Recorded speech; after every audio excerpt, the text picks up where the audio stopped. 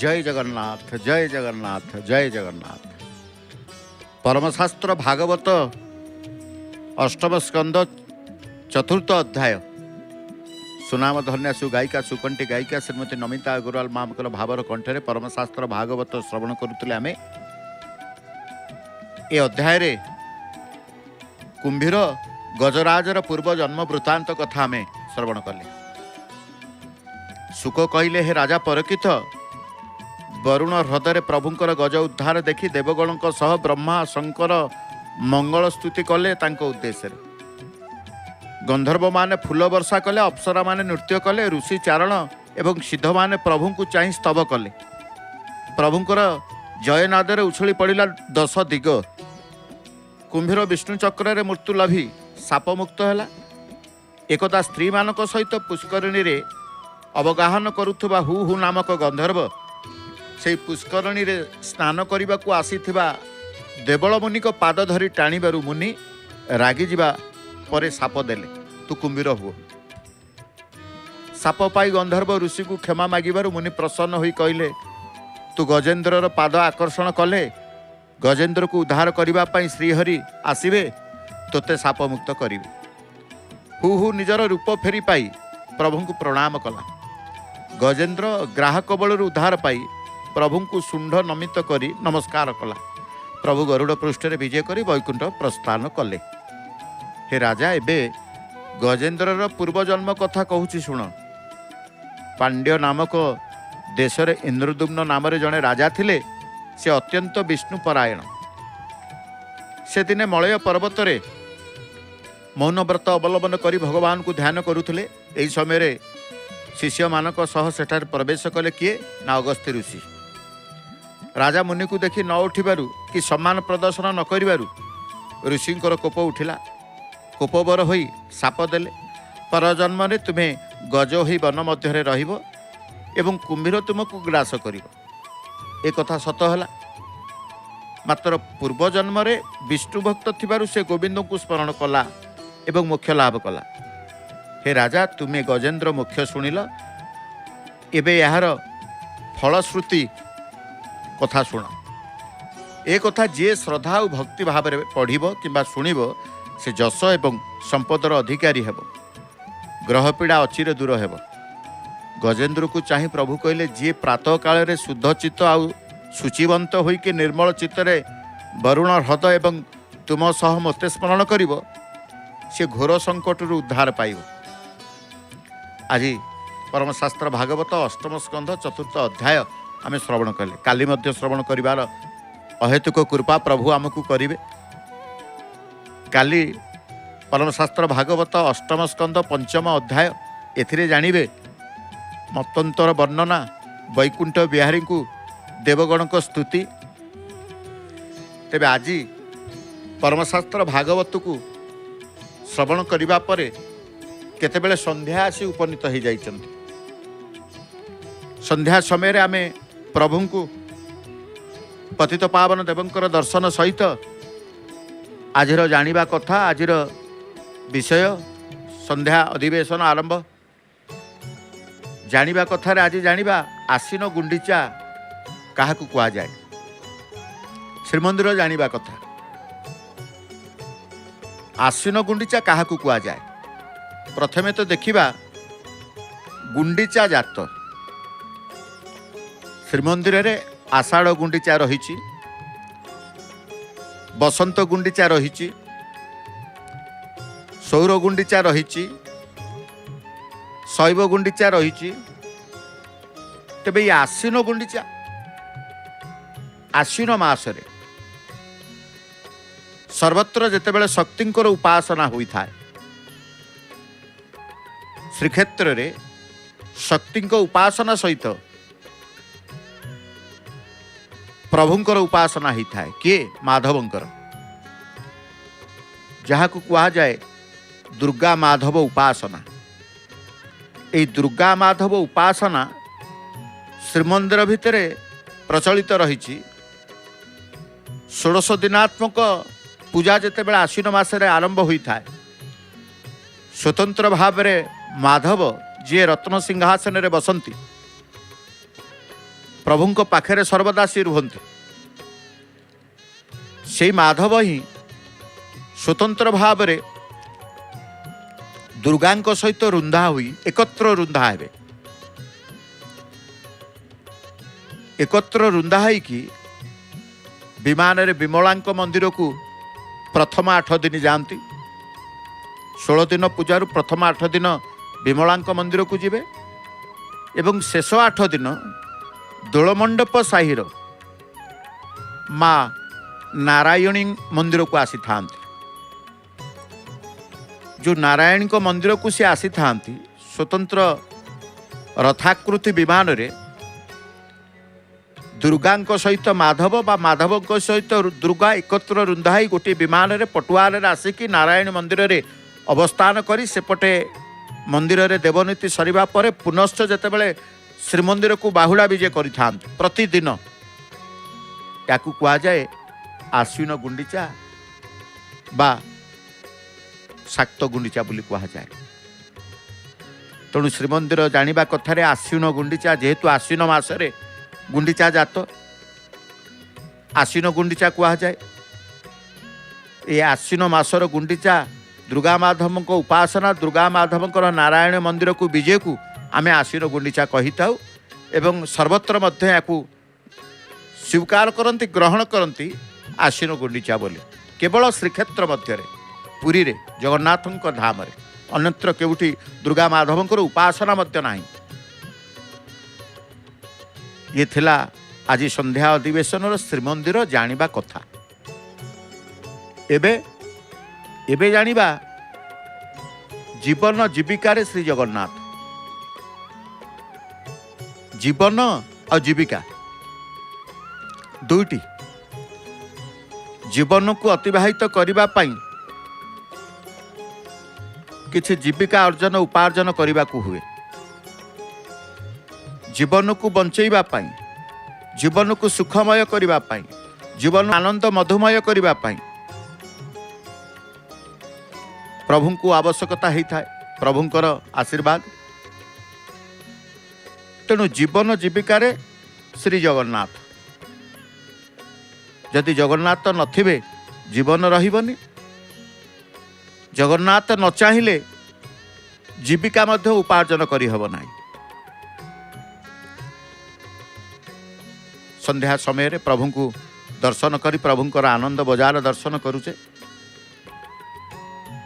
भगवान के प्रति समर्पण भाव आसी नहीं भगवान ठारू कृपा आमे पाई थाउ। महाप्रसाद अन्न ब्रह्म बोझिया तांकर बोझरे श्री महाप्रसाद आणुचंते काली महाप्रसाद संपर्क रे जानुतले महाप्रसाद को देखिबा खणी जदि प्रणाम करिवे सर्व पाप क्षय हुए। एक कथा मध्य पुराण विविध पुराण रे महाप्रसाद को नहीं काली आमे एई संध्या अधिवेशन रे कहूतले महाप्रसाद को दर्शन कले कि पाप नाश जाए भक्षण कले कौन नाश जाए आग्रहण कले कौन नाश जाए दर्शन कले कौन नाश जाए सब विस्तृत भाव में वर्णना। तेबे महाप्रसाद को जोठी देखिए प्रणाम टीए कले आपणकर सर्व पाप नाश जाई थाए। जमती सर्व पाप हरण करती प्रभु ए विश्वास अच्छी प्रभु को पाखक आसिले दुख हरण करती पाप हरण करती कली जुगरे अवतारी हेले से दुख पाप को हरण कर दियंती भक्तों ठारू। तेणु भगवान के प्रति समर्पण हेबा आवश्यकता रही। भगवान के प्रति समर्पण भाव रखी नवदा भक्ति साधन होउचे सर्वोत्तम अध्ययन आउ संसार किसी अध्ययन दरकार नहीं। भगवान के प्रति समर्पण भाव रखी नवदा भक्ति साधन होउचे सर्वोत्तम अध्ययन। नवदा भक्ति द्वारा प्रभु प्रसन्न हुअन्ति नवदा भक्ति द्वारा प्रभु प्रसन्न हुअन्ति प्रभु को प्रसन्नतारू जीवन सफल हुए। जो जीवन जीविकार जो जगन्नाथ जीवनर सफलता प्रभुंकर प्रसन्नतारू रही। तेबे आमे प्रभु को प्रसन्न करने को हम प्रभु को प्रीत करने को हम तेणु आम कहीचे प्रीत्यार्थे जहाँ किसी कर्म करवा ईश्वर प्रीत्यार्थे भक्त माने अखंड दीपरू टिके नहीं निजर मस्तक मारिदेले से तांकर विश्वास आसे शरीर रे थिबा रोग जीव रोग आसबनी जोटी देवता पाखे दीपटीए जलीगले जेहेतु श्रीमंदिर को आसीचंती प्रभु पाखे देखुं दीप आपे आपे हाथ चली जाऊँच मुंडे टिके छुआईदेवा एपटे माँ करुणा है संध्या समय करुणामयी करुणा माँ तब करुणा नहले कौन जीविका अर्जन करिपारिबु आपणक कृपा नहले कौन जीवन रहिबो ना रहिबन तेणु जीवन जीविकार प्रभु अछंती आपण भी अछंती आपण को छाड़ीदेले जीवन नाही आपण को छाड़ीदेले जीविका नाही तेणु कहा जाए ओहे पितामातांकर आशीर्वाद तेणु प्रभुंक प्रसन्नतारु जीवन सफल हुए मात्र भोगे बा भोगोरु शांति मिले नहीं जदि सदा बेले आमे कहिबा ए जीवन आलसपूर्ण विलासपूर्ण वृत्ति रखिबे तेबल अशांति केवल पाइबे आउ किछि पाइबे तेणु आमे कहूचे भगवान के प्रति समर्पण रही जीवा संसार कार्य करुथुवा बेले मध्य भगवान को स्मरण कर समस्त कहते भगवान को स्मरण करू समय कहीं सकाळु उठिले जे जाउची कर्म को पुणी रात्र संध्या बेल को आसुची खाइबा को समय पाउ नाही एटा भूल समय को आमको बांटिबा को हेता है तेणु संसार कार्य करुथुवा बेले मध्य भगवान को स्मरण कर एक कथा मध्य हमको सूचना दिया जाइए वर्णित रही जेकोसी कर्म भितर चिंता करिवार किछि बाधा सृष्टि नुहे आमे कर्म करवा अलगा चिंता करवा भगवान कथा तेणु सदाबेले आमे कहीचे जेकोसी कार्य करू ईश्वर को टिके चिंतन करी थाउ लौकिक नाम रूपरे अलौकिक लौकिक दुईटी आमे देखि थाउ आमे संसार भितर रहीचे जेते बेले संसार भितरु संसाररु उद्धार पाइबा लौकिक नाम रूपरे फसी चेष्टा करबा केमती लौकिक नाम भितर फसी न जाई लौकिक नाम रूपरे फसी न जाई भगवान को नाम रूपरे लीन हो जावा ताहले मुक्ति मिलिबो मनुष्य उद्धार पाइबो स्वरूपा शक्ति बिना भक्ति फलवती हुए नहीं एक कथा को मध्य ध्यान देबा को पड़िबो सांसारिक विषय प्रति प्रेम हेबा आसक्ति तेणु भगवान के प्रति प्रेम हो जाऊ आसक्ति मन न आसु सांसारिक विषय प्रति जिते बड़े आकर्षण रही से आसक्ति हो भगवान के प्रति जिते बड़े आकर्षण रही से भक्ति हो संसार शक्ति बंधन करता भगवत शक्ति मुक्तिदाता भगवान को जो शक्ति तांकर जो आशीर्वाद कृपा करुणा पाइबे मुक्ति पाइबे मुक्तिदाता बोली कहा जाए तेणु मनरे कदापि आमे स्वार्थ को स्थान देबा नहीं जगत को समता दृष्टि रे देखिबा जति आखि खराब हो जगत खराब हो आखि खराब हेले जगत खराब हेब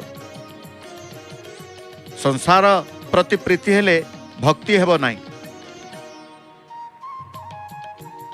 प्रभुंक स्वरूप रे आसक्ति भक्ति जदि भक्ति हेब ताहले मुक्ति मिलिब भगवान को व्यतीत अन्य कौन सी वस्तु सुंदर नुह आपको स्वीकार करेंगे।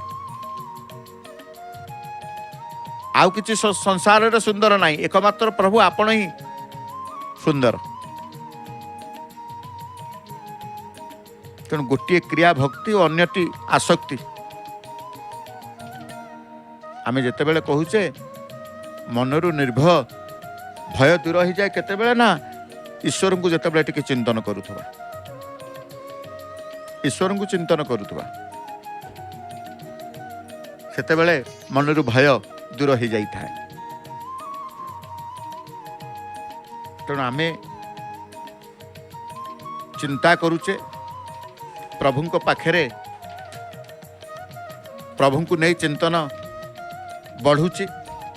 सदाबेले कहूचे जे दुख केबे मनीष पाई न थाए, दुख आसी थाए, अचानक आसी थाए एवं से सुख कहतु दुख कहतु प्रारब्ध अनुसार भोग करने को पड़ी थाए। तेणु तापाई प्रयत्न अनावश्यक। पूर्व जन्मर कर्मर फल ही प्रारब्ध, आ किछि न। आमे प्रारब्ध कौन कहूचे? जीवन जीविकार जेतेबेले आमे जीवन रे कष्ट पाउचे, जीविकार मध्य जीविका अर्जन करि पारुना, सेठी भी मध्य कष्ट पाउचे। उभय जीवन जीविकार कष्ट पाउचे माने से प्रारब्धर कर्मफल भोगुचे। प्रारब्ध अर्थ पूर्व जन्मर कर्मफल आमको भोगिबा को पड़ुची। दरिद्र धनी हो जाए और धनी दरिद्र हो जाए प्रारब्ध अनुसार।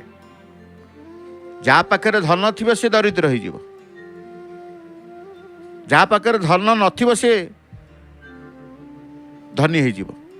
जे दरिद्र थी धनी हम, धनी थिले दरिद्र हम। सांसारिक सुख भोग प्राप्ति पाई प्रयत्न न करिकी परमात्मा को प्रसन्न पाई प्रयत्न करवा ही मनुष्य जीवन प्रथम कर्तव्य। सत्कर्म बोली कह जाए। सत्कर्म ये सत्कर्म कले जीवन जीविका भितर प्रभु को आमे उपलब्ध पाइबा। सत्कर्म भितर प्रभु को आमे पाइबा, जीवन जीविका प्रभु को पाइबा। तेणु सत्कर्म रे बाधा देवार शक्ति प्रारब्धर नहीं। जो प्रारब्ध कथा कहूचे सत्कर्म रे प्रारब्धर कौन सी शक्ति काम दबनी। तेणु सत्कर्म करवा, सत्कर्म रे बाधा देवार शक्ति प्रारब्धर नहीं। मनुष्यर दुर्बलता हेतु प्रभु भजन रे बाधा सृष्टि हुए। तार दृढ़ता न थाए, दुर्बलता थाए। जार दुर्बलता रही थाए, जो मनुष्यर दुर्बलता रही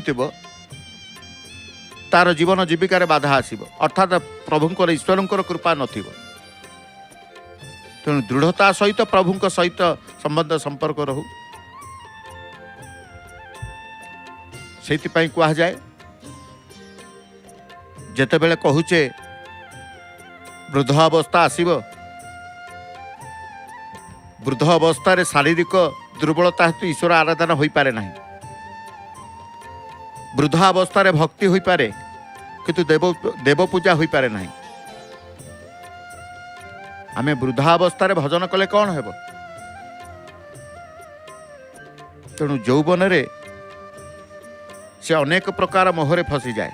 जेतेबेले यौवन अवस्था आमे थिबा, अर्थ उपार्जन करिबा, इंद्रिय लालसा रहिबो, आयु नष्ट हो जाए। कारण आमे कहूचे कौन? जीवन को मधुमय आनंदमय करिबा, जीवन को सुख जीविका अर्जन करिबा से ईश्वर को भगवान को नहीं।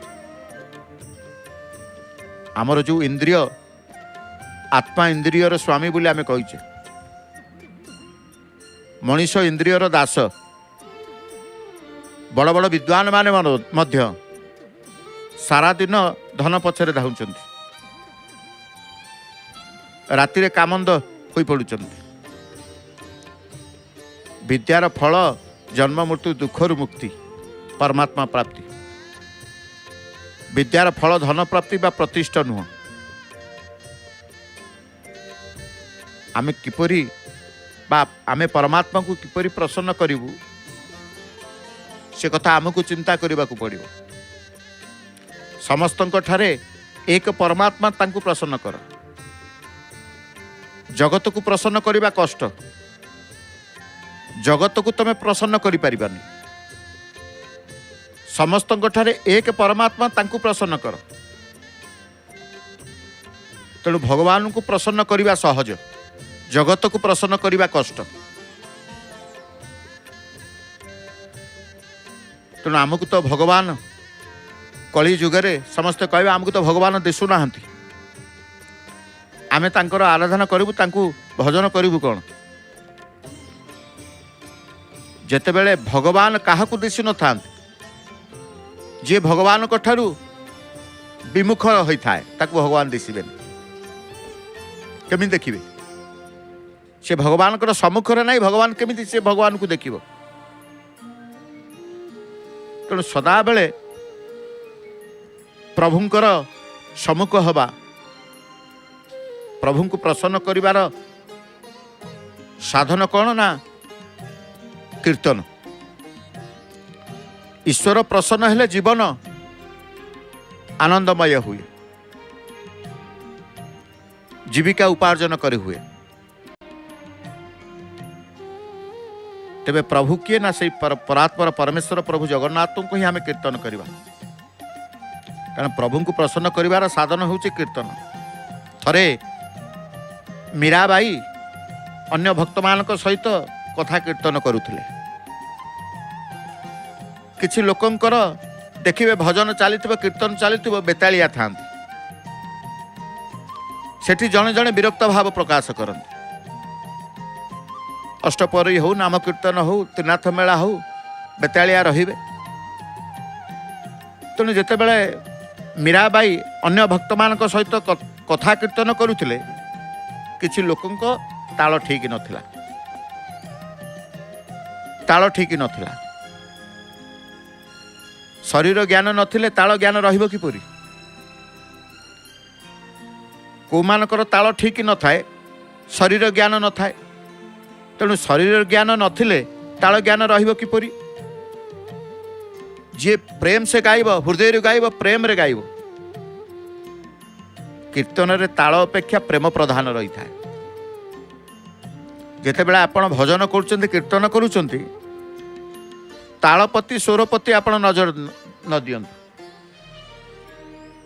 सेठी नजर देवा दरकार नहीं। सेठी केवल प्रेम प्रति, आनंद प्रति नजर देवे। कीर्तन रे ताल अपेक्षा प्रेम प्रधान बोली कहगला। कीर्तन कले मनर अशुद्धि दूर होइकी हृदय विशुद्ध हो जाए। कीर्तन करने द्वारा मनर शुद्धता आसी थाए। तेणु नाम को जे ब्रह्म स्वरूप ग्रहण करि थाए, से कहे नाम ही ब्रह्म। कारण नाम ब्रह्म, नाम द्वारा भी तार जीवन जीविकार उन्नति होता है, जीवन जीविकार प्रभु को पाई थाए। नाम ब्रह्म नाम जप करी ईश्वरंकर निर्गुण स्वरूप अति सूक्ष्म, मन बुद्धि सूक्ष्म नहले ईश्वरंकर निर्गुण स्वरूप को अनुभव करि परिबो नहीं। सगुण निर्गुण प्रभु आमे कहिछे। ईश्वरंकर निर्गुण स्वरूप अति सूक्ष्म बोली कहा जाइछे। जदि निजर मन निजर बुद्धि सूक्ष्म न हब, ईश्वरंकर निर्गुण स्वरूप को अनुभव करि परिबे नहीं। ईश्वरंकर सगुण स्वरूप अतिशय तेजमय। तेणु प्रभुंक सगुण स्वरूपर साक्षात्कार करिवार शक्ति मनुष्यर नहीं। प्रभुंक सगुण स्वरूपर साक्षात करिवार शक्ति मनुष्यर नहीं। केवल तांकर कृपा कले से तेबले कृपा पाइजिब ना नहीं। केतेबेला अर्जुन को कथा विचार करिवे, अर्जुन जेतेबेले देखिचंती भय भयन च प्रवतिथम मन में अर्थात आपण को रूप देखी मोर मन भयर व्याकुल हो। नाद ब्रह्मर दर्शन अनुभवर समस्त करिपारंती। नाद ब्रह्मर दर्शन और अनुभव समस्त करिपारंती। कीर्तन रे ताली बजैले नाम ब्रह्म नाद ब्रह्म हो जाए। जो माने कीर्तन देखिए भजन कीर्तन करुवे आपे आपे आमे भी देखीचे प्रभु को दर्शन कला भितर सिंहद्वार मुहरे भक्त माने आनंद रे ताली मारती। नाम उच्चारण करुवे एपटे ताली बाजुथुव। से नाम ब्रह्म नाद ब्रह्म रे मध्य अनुभव करिथांती। नाद ब्रह्म और नाम ब्रह्म एक हेबा पर परम ब्रह्म को प्रकट्य होता है। तेणु जितेबले कोठी प्रभुंकर नाम आसुची ताली बाजू, कीर्तन आसुची कीर्तन करबा बेले ताली बाजू। कीर्तन रे ताली न बजैले भगवान कहती मूर्ख बोली। प्रभुंक भजन रे ताली बजेबार शरम न आसू काले किए भाव ताली बजेबी कि प्रभुंक दरबार रे प्रभुंक जोटे भजन चलुव प्रभुंक भजन रे ताली बजारे शरम न आसू। पाप करने को तो पछाऊ ना, भजन करिबार पछाऊच कहीं। परजन्म रे परमात्मा तुमको दुईटी हाथ बदल रे दुईटी पाद देवे। तेणु हरिकीर्तन चलला बेले आनंद रे से हरिकीर्तन करिथांते। भगवान को प्रसन्न करिबा पई दान करा जाए, तप करा जाए, यज्ञ करा जाए, शौच व्रत ये आदि पर्याप्त नुह। तेबे भगवान को प्रसन्न करिबा को हेले जीवन जीविकार प्रभु को पाइबा को हेले केवल निष्काम भक्ति रे प्रेम रे प्रभु प्रसन्न हुअन्ति। अन्य सबु जहा देखिबे विडंबना, अन्य सबु जहा देखिबे विडंबना। तेणु प्रभु को पाखे आमे समस्ते आमे जानिचे, समस्ते जानते ईश्वर सर्वव्यापक, किंतु यार अनुभव खूब कम लोक करिथांत। कहीं माँ तोरण लक्ष्मी दर्शन आमे प्राप्त होउचे। माँ पदार बिंदरे प्रणाम टीए करिबा।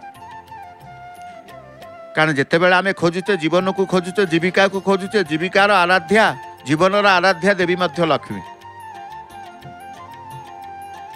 सी जदि कृपा न करिवे जीविका अर्जन कौन करिबा, संसार पालिबा कौन, संसार चलिबा केमिते हबनी। तेणु उभय लक्ष्मी नारायण कृपा ही यही श्रीक्षेत्र में मिली थाए। बापा माँ आशीर्वाद आमे कहूचे सी ही बापा से ही माँ, तुम्हें माता च पिता तुम्हें। तेणु श्रीक्षेत्र को जो भक्त मैंने आसीचंती आज पूर्वद्वार गुमुटरे पतित पावन को दर्शन करी गला भितरे से पतित पावन प्रभु नारायण कृपा पाइबा सहित नारायणी माँ लक्ष्मी तोरण लक्ष्मी कृपा पाउचंती। कारण सी आमे कहूचे भगवान ईश्वर होचंते सर्वव्यापक। समस्त जानते ईश्वर सर्वव्यापक, किंतु यार अनुभव खूब कम लोक करिथांत। ईश्वरंकर सर्वव्यापकतार अनुभव जदि समस्ते करते ताले घर कौन हम, वैकुंठ हो। घर वैकुंठ हो। सर्वव्यापक अर्थ ईश्वर जगतर अणु परमाणु रे व्याप्त। से समस्त स्थूल और सूक्ष्म पदार्थ रे विद्यमान। से सूक्ष्म रे अछंती, स्थूल रे अछंती। जे ईश्वर को सर्वत्र दर्शन करे ता जीवन रे दिव्यता आसी थाए, ता जीवन रे जीविका आसी थाए। जीवनर दिव्यता एवं जीविकार मध्य सफलता से प्राप्त होता है। जा जीवन भितरे ईश्वर को उपलब्ध करी होता है। जे ईश्वर को सर्वत्र दर्शन करे ता जीवन रे दिव्यता आसे। तुम भितरे भगवान, मो भितरे भगवान, जड़ भितरे चेतन, ईश्वर को उपलब्ध कर, जड़ भितर चेतन ईश्वर को उपलब्ध कर, अर्थात जड़ भितर भी सी अच्छा। आम कहूने नूतन वधु विवाह जिते बड़े कहे बर नारायण वधु लक्ष्मी, पुओ विवाह को गला एकाठी बर कन्या आसिला आम कहे लक्ष्मी नारायण आसीगले, घर वैकुंठ पालटि जाए। से नर भितर आम नारायण को देखुचे, तेणु बर भितर नारायण कहूचे, बर को नारायण वधु को लक्ष्मी बोली कहूचे। घर भीतर को लक्ष्मी नारायण आसीगले, घर वैकुंठ पालटि जीव। तेणु सबुथिरे आम ए कथा कहबार अर्थ होची सबुथिरे भागवत भाव रखिबा उचित, और सबुथिरे भागवत भाव रखिबा भक्ति। प्रत्येक व्यवहार भक्तिमय हो, कारण व्यवहार रे जीविका रही थाए। आपण एले जीविका अर्जन किए केते प्रकार करूचंती, समस्ते स्व स्व जीविका को लेकिन व्यस्तता रुहंती।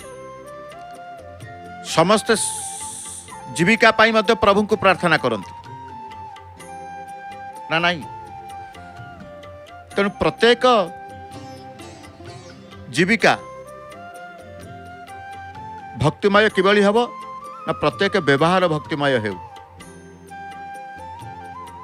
भक्ति कौन जदि कहिबे, शुद्ध व्यवहार ही भक्ति, नम्रतार ही भगवान को प्राप्ति हो जाए। जो माने ईश्वर भक्ति लोकरा जे ईश्वर भक्ति लोक आम ताकू देखुचे, सी अति नम्रता थिबे, सरल प्रकृतिर थिबे, सरल हृदय थिबे, कपटिया नथिबे, निष्कपट सरल होइतिबे, सरल जीवन यापन अतिबाहित करुथिबे, नम्रता तांको पाखरे थिबो, से मानकु ईश्वर कृपा करंते। तेणु भक्ति से मानक पाखरे थाए। भक्ति जदि आमे कहबा शुद्ध व्यवहार ही भक्ति। जार व्यवहार रे दंभ अभिमान थाए, तार व्यवहार अशुद्ध शुद्ध न थाए। गर्वी पाखरे व्यवहार ठीक रहिबन, कपटिया पाखरे व्यवहार ठीक रहिबन। तेणु जार व्यवहार रे दंभ अभिमान थाए, तार व्यवहार अशुद्ध, तेणु तार जीविका रे विघ्न आसी थाए, जीवन रे मध्य विघ्न आसी थाए। जार व्यवहार शुद्ध नुह, से भक्तिर आनंद पाई पारे नहीं, अर्थात भगवान को पाई पारे। आनंद माने प्रभु, आनंद माने प्रभु। सामंत पूजा पंडा सेवकंकर मनर तत्परता कहीं ना प्रभु को टिके संध्या कालीन किछि भक्त प्रदत्त फूल लागी करिबा परे कर्पूर को गुंड करूचंती, कर्पूर लागी परे संध्या आळती बढ़ेबे, सेतिपाई से तांकर तत्परता संध्या आळती बढ़िबो। तेणु आमे मध्य ईश्वरंकर कथा कहूचे, मनर कथा कहूचे, व्यवहार कथा कहूचे, भक्तिर कथा कहूचे। मनरे भक्ति आसीबो केतेबेले ना व्यवहार जदि उत्तम हो, शुद्ध हो, भक्ति आपे आपे आसीबो। अशुद्ध जेतेबेले हबो आसीबो नाही भक्ति। तेणु कह जाए व्यवहार रे दंभ अभिमान को त्याग करबा दरकार। जार व्यवहार शुद्ध नुह, से भक्तिर आनंद पाई पारे ना। ईश्वर को सर्वव्यापकतार अनुभव बिना व्यवहार शुद्ध हुए ना। आपण कहबे व्यवहार केमिति शुद्ध हबो? सर्वव्यापकतार अनुभव जदि न आसी, ईश्वर सर्वव्यापक जदि ए अनुभव न आसी, तबे व्यवहार शुद्ध कदापि हो पार ना। ईश्वर सहित अभिन्न रही करा जाउथबा व्यवहार भक्ति, मन भितर भक्ति रहिले जीवन जीविका आमे कौन सी विघ्न न थाए, कष्ट न थाए, बाधा न थाए, जंत्रणा न थाए। तेणु जदि मनीष ग्राहक ठारे ईश्वर को दर्शन करी बेपार करिबो, ताले तार व्यवसाय मध्य भक्ति हो जिवो। आमे कहंतिनी जो माने सफल व्यवसायी से ग्राहक ईश्वर बोली कहते। ग्राहक ईश्वर भगवान समस्त समस्तंकर भगवान को जो कहुए सर्वव्यापकता सर्वव्यापी ईश्वर मनुष्य देहर आम जो दिन देखीदेवा भगवान अच्छा से दिन ही आम भगवान को पाइबा आमर व्यवहार शुद्ध हो कहला जार ईश्वर सर्वव्यापकतार अनुभव जे पर्यंत मन भितर न आसी से पर्यंत व्यवहार आपंकर शुद्ध हेब नाही। पुणी ईश्वर सहित अभिन्न रहीकि करा जाउथुवा व्यवहार ही भक्ति बोली कहा जाय। से मनुष्य कहे मो ग्राहक होउछन्ते मो पाई ईश्वर मो पाई भगवान। जदि मनुष्य ग्राहक ठारे ईश्वर को दर्शन कर बेपार करिवो ताले तार व्यवसाय भक्ति हो। अनुभव कर प्रभु सर्वव्यापी सर्वत्र तेणु मु जहा करुच्ची ता भगवान शुणुचंती।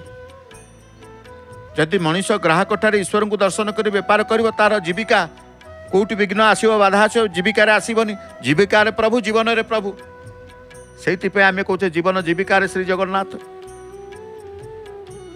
अनुभव कर प्रभु सर्वव्यापी सर्वत्र तेणु मु जहा कहूची ता भगवान शुणुचंती। एथिप्रति टिके ध्यान दियंतु। मु जहा कहूची भगवान शुणुचंती।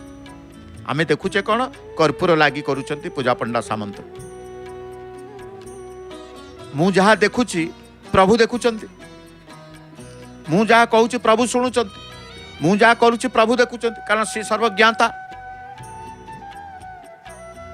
तो आमे देखुचे पतित पावन देवंकर कर्पूर लागी होउची।